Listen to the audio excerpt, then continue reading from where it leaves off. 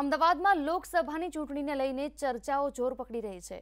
આ સમયે અમદાવાદમાં યુથ સાથે ઇન્ડિયા ન્યૂઝની ટીમે ખાસ મુલાકાત કરી, જેમાં આજના યુથ આવનારી સરકાર પાસેથી શું ઈચ્છા કરી રહ્યા છે તે જાણવાનો અમે પ્રયાસ કર્યો। આવો સાંભળીએ। 2019 લોકસભા ઇલેક્શન હવે આવવાની તૈયારી છે, તો એની ચર્ચા બધી જગ્યાએ ચાલી રહી છે। તો આપણા જોડે અત્યારે અહીંયા યંગસ્ટર્સનું ગ્રુપ છે, એમને આપણે પૂછીશું અને જાણીશું કે એ કેવી રીતે લોકસભા ઇલેક્શનને જોઈ રહ્યા છે। તો અત્યારે લોકસભા ઇલેક્શન આવવાનું છે, તો તમે શું વિચારો છો, કઈ પાર્ટી આવશે? આમ તો અત્યારે જે મોદી લહેર છે એ જોવા જઈએ તો ભારતીય જનતા પાર્ટી જ સારી લીડથી વિજય બનશે એવું અમને બધાને લાગે છે। તમને આમ કેમ લાગે છે કે ભારતીય જનતા પાર્ટી આવશે? એક તો આપણે કહેવાય ને કે એન્ટી ઇન્કમ્બન્સી જે છેલ્લા 60 વર્ષની જોવા જઈએ તો એની એક ઇફેક્ટ હોઈ શકે, અને જે વિકાસના કામો, એક વાત સાચી છે કે જે કદાચ વાયદાઓ કર્યા હતા એ વાયદાઓ લોકો સુધી કદાચ ના પહોંચ્યા હોય, અમુક હજી છેવાડાના એવા પણ લોકો છે કે જ્યાં કદાચ વાયદા નથી પહોંચ્યા, પણ જે ઓવરઓલ ફેક્ટર જોવા જઈએ તો 60 વર્ષની સામે જે આ 5 વર્ષ આપણે મોદી સાહેબને આપ્યા છે તો એની ઇફેક્ટ ચોક્કસ વર્ષ અને મોદી સાહેબ કદાચ ફરીથી ચોક્કસ આવી શકે। તમને એવું લાગી રહ્યું છે કે ચોક્કસ મોદી જે આવી શકે છે, તો આપ શું વિચારશો આ વિશે? અત્યારે હાલમાં જ એમણે સર્જિકલ સ્ટ્રાઇક પણ કરી, તો એમને જે રિલેશન હોય ને જે પ્રજા સાથે, તો એ એમને સર્જિકલ સ્ટ્રાઇક થ્રુ એમણે સાબિત બી કરી દીધું છે કે અમે ચૂપ નહીં રહીએ। એટલે એક સિક્યોરિટી પર્પસનું પણ જોઈ શકે જનતા, તો એ પર્પસ પણ હતો, તો એક એમનો પ્લસ પોઈન્ટ ત્યાં મળી ગયો। એ સિવાય પણ અત્યારે ઘણા બધા જે ગામડાના જે પ્રદેશો છે એટલે જે વિસ્તારો છે એમાં પણ એમણે ઇલેક્ટ્રિસિટીનું અને ભણતરનું પણ એમણે પ્રોવાઈડ કર્યું છે, તો એ ઘણા બધા પ્લસ પોઈન્ટ્સ છે જે એમને જીતાવી શકે છે।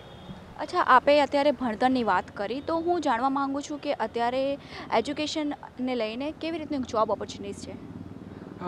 એકચ્યુઅલી જોબ ઓપોર્ચ્યુનિટીઝ તો બહુ બધી મળી રહે છે, પણ જે ગ્રોથ હોવો જોઈએ ને મેમ, એ ગ્રોથ નથી જોવા મળતો।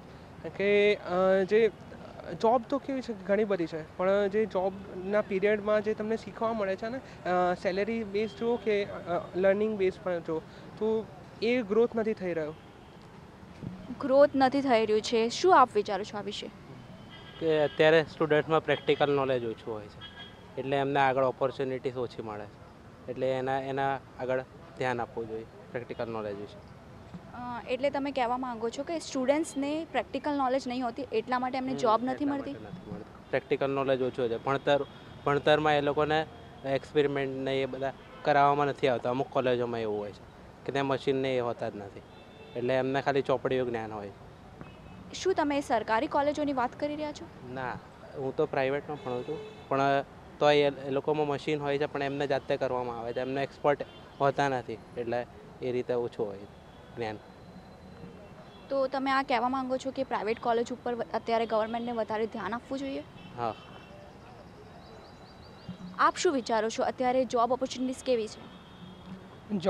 જોબ ઓપોર્ચ્યુનિટીઝ સમટાઈમ્સ જે જોબ સિકર્સ હોય છે એ લોકોને રેલેવન્ટ જોબ નથી મળતી એમના એજ્યુકેશન પ્રમાણે, તો પછી એ લોકોને સેટિસ્ફાય થવું પડે છે નોર્મલ, જેમ કે એ લોકોની ફિલ્ડથી ડિફરન્ટ એકદમ ઓપોઝિટ જઈને એ લોકોને જોબ કરવી પડતી હોય છે।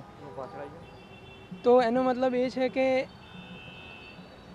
એજ્યુકેશનની ક્વોલિફિકેશન પ્રમાણે એ લોકોને મેચ નહીં થતી એ લોકોની જોબ ફિલ્ડ્સ, તો ત્યાં એક લેક કહી શકાય કે એ લોકોને રેલેવન્ટ જોબની ઓપોર્ચ્યુનિટીઝ ઓછી છે। નથી એવું નહીં કહી શકાય, પણ કમ્પેરેટિવલી ઓછી છે। તમે શું કહેવા માંગશો, અત્યારે જોબ ઓપોર્ચ્યુનિટીઝ ઓછી છે કે પછી અત્યારે જે જોબમાં ચાલી રહ્યું છે કે વર્ક પ્રોફાઇલ કંઈક બીજી હોય છે અને જોબ કંઈક બીજી કરવા જાય છે લોકો, તો તમે શું કહેવા માંગશો આવી? અત્યારે એક એવું છે કે જે રીતે પ્રાઇવેટીકરણ વધ્યું છે, એજ્યુકેશનનું જે રીતે પ્રાઇવેટીકરણ થયું છે, પ્રાઇવેટ કોલેજોનો જે રીતે રાફડો કહીએ એક રાફડો ફાટ્યો છે, એ પ્રમાણે સ્ટુડન્ટનું જે લેવલ છે, મતલબ કે એક સ્ટુડન્ટો વધતા જાય છે અને માર્કેટમાં જોબ એ પ્રમાણે મળતી નથી, બરાબર? તમને એક પ્લેટફોર્મ મળે છે તમારા જોબ માટે, પણ એ પ્રમાણે સેલેરી ગ્રોથ આપણે જે જોઈએ કે અમુક સેલેરી ગ્રોથ મળવું જોઈએ। આજે મેં બીટેક કરેલું છે, પણ મારે આજે હું મારી જોબથી પ્રાઇવેટીકરણમાં હું કોઈ જોબ કરવા જાઉં પ્રાઇવેટ સેક્ટરમાં, તો હું એનાથી સંતુષ્ટ નથી, તો મારે એના પર ગવર્મેન્ટમાં જવું પડે। તો ગવર્મેન્ટમાં એવું છે કે હું મારી નોન ટેકનિકલ લાઈન, પછી મારે ટેકનિકલ લાઈન છોડીને મારે નોન ટેકનિકલ લાઈનમાં જવું પડે, એટલે મતલબ કે તમારી જે એજ્યુકેશન છે, એજ્યુકેશન અને તમારી લાઈન છે તે ડિફરન્ટ લાઈનમાં તમારે જવું પડે છે। એટલે કે છે જોબ છે, એવું નથી કે જોબ નથી, પણ એક જે પ્લેટફોર્મ મળે છે પણ એના પ્રમાણે જે મળવો જોઈએ ગ્રોથ, સેલેરી ગ્રોથ નથી મળતો અત્યારે। સેલેરી ગ્રોથ નથી મળતું, આપને શું લાગે છે? हाँ मैम, ऐसी है कि अगर देखने जाओ तो डीमोनेटाइजेशन के बाद जो एसएमईज़ का जो हाल हुआ है तो उसके लगते हैं जॉब अपॉर्चुनिटीज़ तो बहुत सारी कम हुई है, लेकिन जो सेटिस्फैक्ट्री जॉब अगर मैंने इंजीनियरिंग में बहुत सारे पैसे खर्च करके अपनी एक डिग्री ली है और अपनी एक वैल्यू क्रिएट की है, उसके हिसाब से मेरे को अगर जॉब अपॉर्चुनिटीज़ वैसी नहीं मिलती है जैसा मैंने एक्सपेक्ट किया था, क्योंकि मेरी फैमिली की भी एक्सपेक्टेशन है कि हमारा बच्चा कुछ ऐसा करेगा और वैसी मेरे को मिल नहीं रही है मार्केट में, तो मैं ऑब्वियसली कोई ऐसी जॉब चूज़ करूँगा जो मेरे फील्ड की नहीं है और मेरे को उसमें पैसा मिल रहा है, तो फिर ऐसे लोग अपना अलग अलग वेराइटीज़ में जा रहे हैं खुद की फील्ड छोड़ के।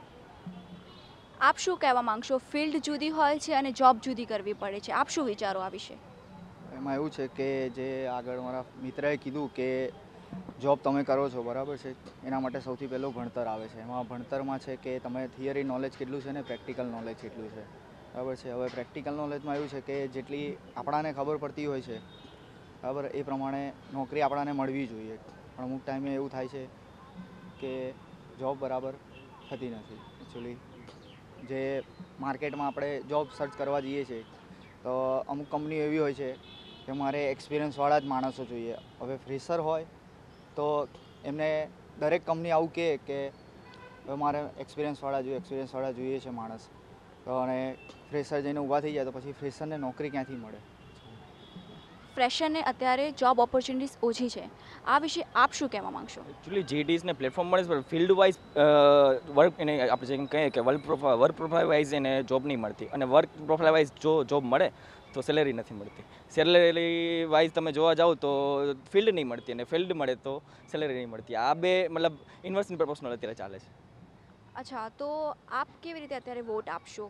આપ કોઈ પક્ષને જોઈને વોટ આપશો કે નેતા જોઈને વોટ આપશો? એકચ્યુઅલી તો બંને જવું પડે, પણ તમે અત્યારે જોવા જાઓ તો અત્યારે ટ્રેન્ડિંગમાં બીજેપીવાળા અત્યારે ગમે તેમ કરીને સોશિયલ મીડિયા ટ્રેન્ડ પર લાવી દે છે. લાસ્ટ ટાઈમ જે ઇલેક્શન હતું તો ABMS હેશટેગ ABMS અબકી બાર મોદી સરકાર એવું ટ્વિટરમાં મતલબ કોઈ બી જગ્યાએ સોશિયલ મીડિયા પર એ ટ્રેન્ડિંગ આવી ગયું હતું, ને આ વખતે હેશટેગ ચોકીદાર કશું ને કશું કંઈક ટ્રેન્ડિંગમાં લાવી દે છે, અને એ રીતે એ લોકો એક સ્ટ્રેટેજી વાઇઝ અને ઘણા સારા કામ બી કર્યા છે. એટલે એ બધું તમે જોવા જાઓ તો અત્યારે બીજેપીનું પલડું ભારે છે. ઓકે, તો હું આમ કહી શકું કે તમે આમ કહી રહ્યા છો કે મોદી સરકાર જે છે એ યંગસ્ટર્સનું એટ્રેક્શન લેવા માટે આ બધું ટ્રેન્ડ લાવ્યા છે? યંગસ્ટર્સ નહીં, એકચ્યુઅલી બધા એજ્યુકેટેડનું બધાનું સિનિયર્સનું બધાનું લઈને ધ્યાનમાં રાખીને એ બધું કરે છે, ને ના સારા કામ બી કર્યા છે એવું નથી, પણ તમે જોવા જાઓ તો અત્યારે એ રીતે કહી શકાય કે ના બીજેપીનું પલ્લું ભારે છે. અચ્છા, તો બીજેપીનું પલ્લું ખૂબ જ ભારે છે, તો આપ શું વિચારો આ વિશે? બીજેપીનું પલડું ભારે છે એ વાત તો સાચી છે, પણ તમે જે એક સવાલ કર્યો કે પાર્ટીને જોઈને મત આપવા કે પછી વ્યક્તિગત રીતે મત આપવા, પણ આ પ્રશ્ને અત્યારે જનતા પણ એક જોઈએ ને તો કન્ફ્યુઝ છે કે જો એમણે પાર્ટીને જોઈને વોટ આપ્યો તો એ પાર્ટીના ઉમેદવારો છે એ કદાચ પદ બદલી નાખે છે. અત્યારે બીજેપીમાં હોય તો કોંગ્રેસમાં આવે છે, કોંગ્રેસમાં હોય તો બીજેપીમાં આવે છે, જ્યાં તરફથી સીટની કદાચ લાલચ હોય કે કદાચ પૈસાની લાલચ હોય, એ જે કંઈ પણ હોય, પણ એના મુદ્દે એ લોકો પોતાનો પક્ષ પલટો કરે છે. હવે જનતા પણ કન્ફ્યુઝ છે કે આપણે જે નેતાને ચૂંટીએ છીએ આપણા સારા કામ કરવા માટે ચૂંટીએ છીએ, તો પછી એ એમનો ફાયદો છે અને હવે ત્યાં બધે પેટા ચૂંટણીઓ થશે, પેટા ચૂંટણીમાં ફરીથી નવા ઉમેદવારો આવશે. તો હું તો એ જ કહું છું કે જે નેતાને તમે લોકો ઓળખતા હો, જે લોકલ વ્યક્તિ હોય, જેમનો તમને પરિચય હોય, તો એવાને જ મત આપો. નહીંતર પછી નોટા એક સારો ઓપ્શન છે. જો તમે કોઈને ઓળખતા જ નથી તો પછી નોટા દબાવો. ઓકે, નોટા, આપ શું વિચારશો નોટા વિશે? હા મેમ, એ ઓપ્શન બહુ સારો છે, કેમ કે આપણે જોવા જઈએ તો મોસ્ટલી પબ્લિક જે હોય છે કે જેમ કે બીજેપી છે તો ખાલી પ્રાઇમ મિનિસ્ટર મોદીને જોઈને તે લોકો વોટ આપશે, પણ એવું નથી. ગ્રાઉન્ડ રિયાલિટી પર જોઈએ તો આપણા માટે જે છે આપણા MP, MLA અને મ્યુનિસિપલ કાઉન્સિલર છે એ ઇમ્પોર્ટન્ટ છે. જો આપણે એમને જોઈને જો આપણે વોટ આપીએ તો મોસ્ટલી આપણી જે પ્રોબ્લેમ હોય છે ગ્રાઉન્ડ લેવલ પર એ સોલ્વ કરી શકાય છે. જેમ કે જોવા જઈએ તો પ્રાઇમ મિનિસ્ટર મોદી જે છે એ સેન્ટ્રલ લેવલની પ્રોબ્લેમ સોલ્વ કરવા માટે છે, એ ગ્રાઉન્ડ રિયાલિટી માટે તમારા માટે ઇમ્પોર્ટન્ટ નથી અત્યારે. તો એ જોઈને જો ઇલેક્શનમાં આપણે વોટિંગ કરીએ તો એ બહુ સારી વસ્તુ કહી શકાય આપણા માટે. ઇલેક્શનમાં ધ્યાન રાખીને વોટિંગ કરવાની જરૂર છે, આપ શું વિચારો છો?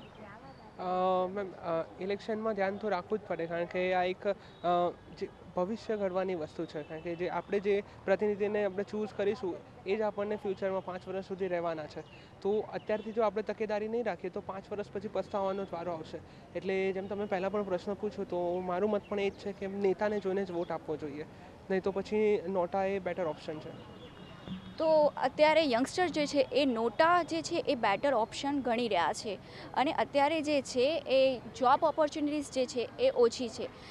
બિકોઝ કે અત્યારે જોવા જઈએ તો કંઈક એજ્યુકેશન જુદું છે અને જોબ જુદી મળી રહી છે, તો સેલરી બેઝ પણ અત્યારે ખૂબ જ લોકોને યંગસ્ટર્સને પ્રોબ્લેમ થઈ રહી છે. કેમેરામેન હેમંત ગાયકવાડ સાથે શિવાંગી શ્રીવાસ્તવ, ઇન્ડિયા ન્યૂઝ, અમદાવાદ.